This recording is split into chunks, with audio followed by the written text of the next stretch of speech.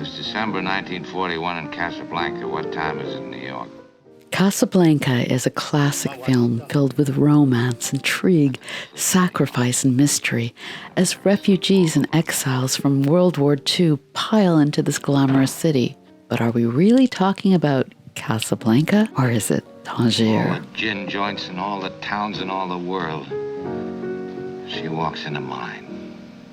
You see, Ingrid Bergman and Humphrey Bogart never set foot in Morocco. I made a film in Morocco several years ago, and I went to Casablanca. It's one of the dullest cities I've ever seen. It's like Long Beach.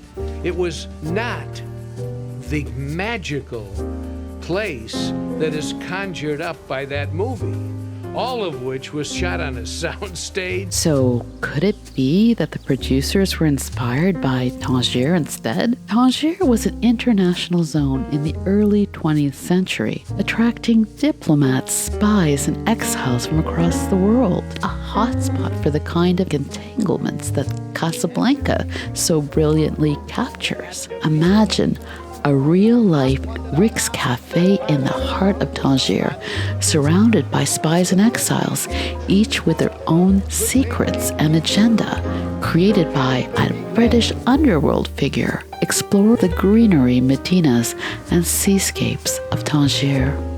I'm Jeff. And I'm Sujata. Do you dream of hitting the open road?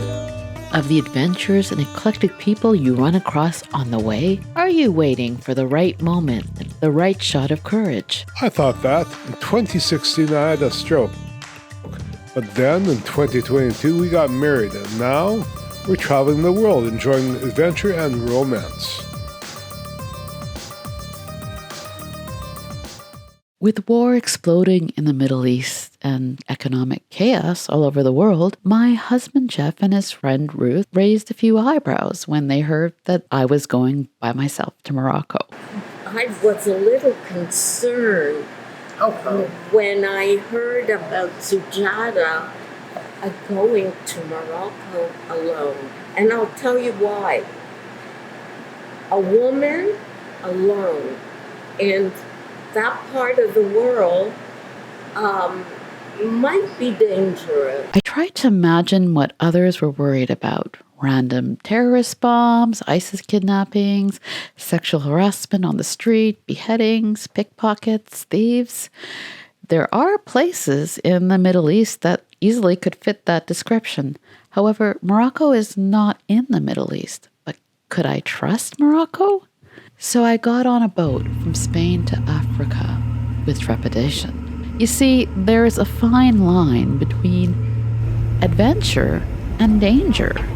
The unexpected part is part of the thrill. There are always some surprises that you don't want. So I put on my developing country mindset. I was going to be ready for anything and not trust the infrastructure until I understood it. But everything was breezy. I walked onto a boat and walked out into the port as black Mercedes with Moroccan license plates exited the ferry. It's very chill. It's a lot of women on the street. I'm walking, actually. I didn't know one asked me to take a cab. I'm here by these old fortifications, and it's kind of relaxing. It was freedom, walking without hassle, unremarked. And just like that, the magic happened. I walked out of a boat and into a filmscape, seeping with luxury and history. I was in the film Casablanca.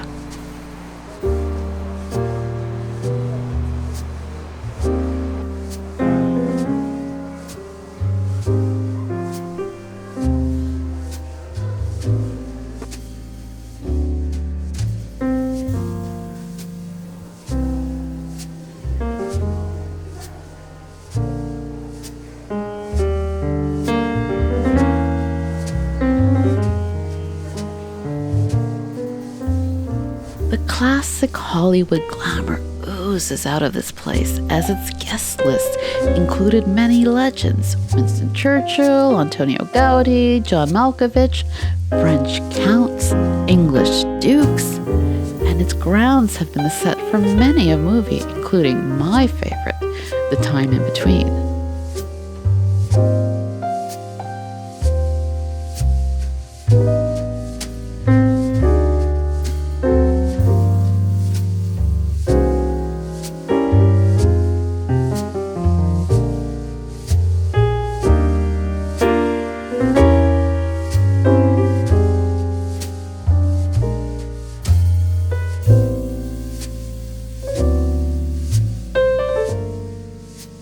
Some of the ownership is shrouded in mystery. Built in 1865, the original owner was John Ansaldo, a Gibraltar merchant who fancied himself a British gentleman, but he died in 1887. According to an old French newspaper article, on the Boulevard Pasteur, a then 88-year-old Jewish man, Solomon Bendahin, claimed that he used to go to school on a donkey with books by Kant and Schopenhauer under his arm, and that his father, a Sephardic Jew, owned the Hotel Continental. The terrace of the Hotel Continental holds the most breathtaking views of the Strait of Gibraltar. At night, you can savor a mint tea and witness the sunset and the call to prayer. But it also has one striking element, the Star of David. The Star of David, or Magen David, is mostly associated with Judaism, although it has many references in Christianity and Islam. But its presence here adds to the mystery. It could symbolize many things. The reality is that Tangier was a cosmopolitan haven.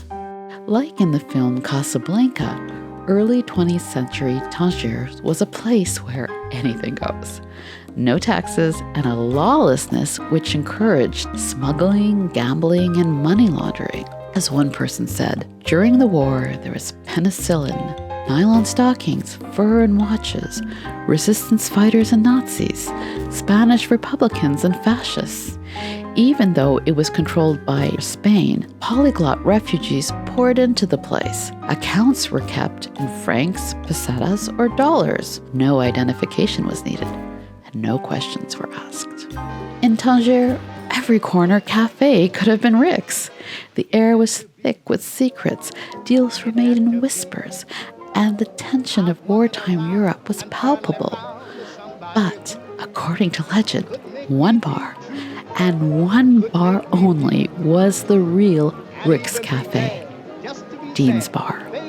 Joseph Dean was a British underworld character fleeing from his criminal past. A gigolo, jewel thief, and cross-dresser, he was an all-around shady figure. Dean was not his real name. At first, the British ex-con arrives in Tangier as the piano player at the Hotel Minza, another place speculated to be the origin of Rick's Cafe. But then he opens his bar. One writer says, Dean, like the saloon owner Rick in Casablanca, seemingly had no politics, although it was rumored that Dean worked for British intelligence. Dean's bar was a focal point for the highly colored collection of the fake and the genuine, the cruel and the kind, which forms the International Society of Tangier. At Dean's bar gather the bogus barons and the furtive bankers, the tipsy journalists and the sober Jewish businessmen, the young diplomats and the glamorous spies. Literary mavens flock to the bar. James Bond writer Ian Fleming even included scenes from the bar in a series. Today there's no longer a bar but a plaque where the bar stood, but the romantic intrigue is elsewhere. I decided to partake in the markets and architecture of the Gran Socco, an Italian mispronunciation of the Arabic word souk for market, with the French adjective grand, meaning big. The Gran Socco is a kaleidoscope of foliage, vivid hues, and mashed up cultures. Walking into the markets, I couldn't help remembering the scene where Rick helps You will not Elsa find a treasure bargain like this in all market. Morocco, mademoiselle. Only 700 francs. You're being cheated. Doesn't matter, thank you. Ah, the lady's a friend of Rick's. For friends of Rick's, we have a small discount. Did I say 700 francs? You can have it for 200. Up and down the Medina as I went, climbing up the fortress up to the kasbah.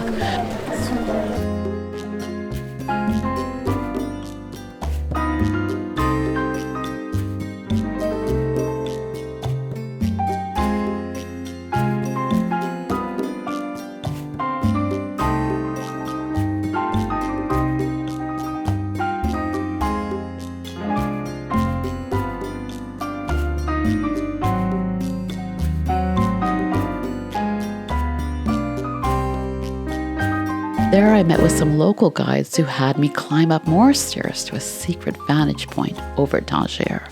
Okay, first we can start because we are in Medina. Medina is different, not like Kasbah. You know the difference of Medina. Medina is mean old city, but Medina have three parts. You have old part, new part. We have the new area, you know. But we are now in the middle, in the real Tangier. This is the real Tangier. This building, where you see, they have like more than 700 years old, or maybe more, you know. Well, there you can see the kasbah, the fortress. You see the fortress? Yes, I do. For example, this mosque is the first mosque of Tangier. This mosque is a English church, English Catholic. Because you know Tangier is a bit international. You live in here Portuguese, you live in Roman, Phoenicians. We have a port. This port can be touristic port. We have a second port, it's called Tangier Mid. Oh yeah. The big port in Africa, you know. In Morocco we have very, very good future. We hope you come in again. The hidden gardens and riads or guest houses, the narrow stone walls, the tapestries hanging out to dry, the birds flying by the port. It was all exquisite. It was here that Ibn Battuta, a Moroccan Marco Polo, set off for distant lands, and his later life he dictated his adventures of being a Quranic legal expert all over Africa, Asia, and Europe, even China and India. And through the Medinas I went, finding a small hole in the wall with tender lamb tagine falling off the bone, dripping with prunes and almonds, with wafts of cumin and orange blossoms. And then I got to the lookout. There I met with Jing, a fellow solo woman traveler, a dancer visiting from Fuzhou, China, another exile in our film. I came for a festival of music. Okay. So sometimes I just came back to my hotel at 3 or 2 o'clock alone in the old Medina. Okay. It's safe if you have an open heart and you just say hi to everyone and you respond, you smile like a normal, like a local. It's always safe. She seemed to be swept off her feet by Tangier. After I left her, I went to a bohemian arts cafe, a place where you could imagine William Burroughs or Paul Bowles looking over the city. It was there that I ran into her again with a dapper gent. I learned that she was not only swept off her feet by the city, but by a dashing Moroccan man who worked at the art gallery. The romance of Tangier had found another victim. It appears that the city was filled with exile romances like in Casablanca. At the hostel, I met Isabel, a Los Angeles Jew who was betrothed to marry the hostel's owner. Because of the war in the Middle East, the hostel was having a lot of cancellations. I asked her if she felt unsafe as a Jew and as a woman. And you're wearing the Megan David, you're wearing the Star of David. Yeah, my mom gave this to me actually for my 13th birthday. So, yeah, and I've pretty much worn it since. Most people that, I'm close with here, they all know I'm Jewish. And, it's led to a lot of interesting conversations, actually. Oh, yeah? Tell me about that. When I first met my partner and everything, we talk a lot about our different cultural values, the different experiences we were raised on. And it's actually interesting. We had a friend's mom come by recently, and she's from Meknes, another city in Morocco. And I don't know if she started talking about Jewish people for any particular reason, but she started talking about how when she was growing up, she had Jewish neighbors around. And she was, talking about how they all got along and how they all shared in their celebrations. Like they would come over for the Eid, and she would go over and also take part in their cultural celebrations. But when you also go to different antique shops around the Medina, it's kind of surreal seeing like menorahs, for example, and you have different Seder cups and plates and everything, in the antique stores. And so it kind of connects this whole feeling of the Jewish community as being ghosts almost, because you just have these, remains. Very few Jews are left in Tangier, but at one time the Jews of Tangier were known for their refined lifestyles, intellectualism, and sophistication. Wealthier than the Jews from Casablanca, they were mostly businessmen who were prized by the local rulers. This is the Moshe Nahan Synagogue, a jeweled masterpiece carved in silver with ornate arabesques, columns, and candelabras. It was one of many synagogues here.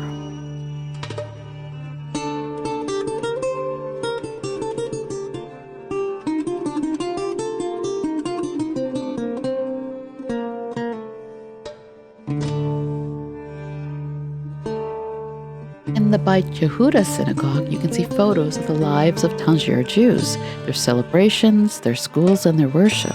Tangier did not always have many Jews. When the Portuguese and Spanish Jews were expelled in 1492, they could not live in Tangier as it was often under Portuguese rule.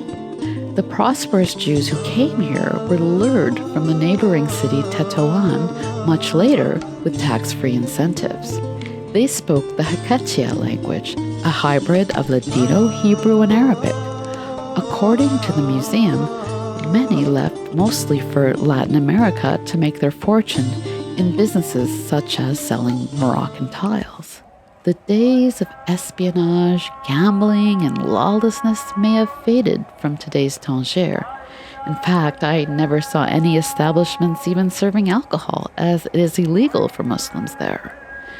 Instead, I found a safe, well-ordered city, yet the international mystique, romantic glamour, and cosmopolitan charm remain undiminished.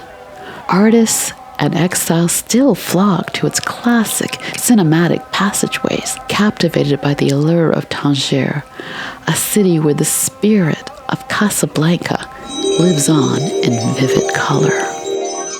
The thrill of the road does not end with a stroke. Come travel with us. Please subscribe to our channel, Fierce Travel, and ring the bell for more notifications. So do it. If you like this video, you may like our other Morocco videos. And if you want more information on how to do this trip, check out the links in the description.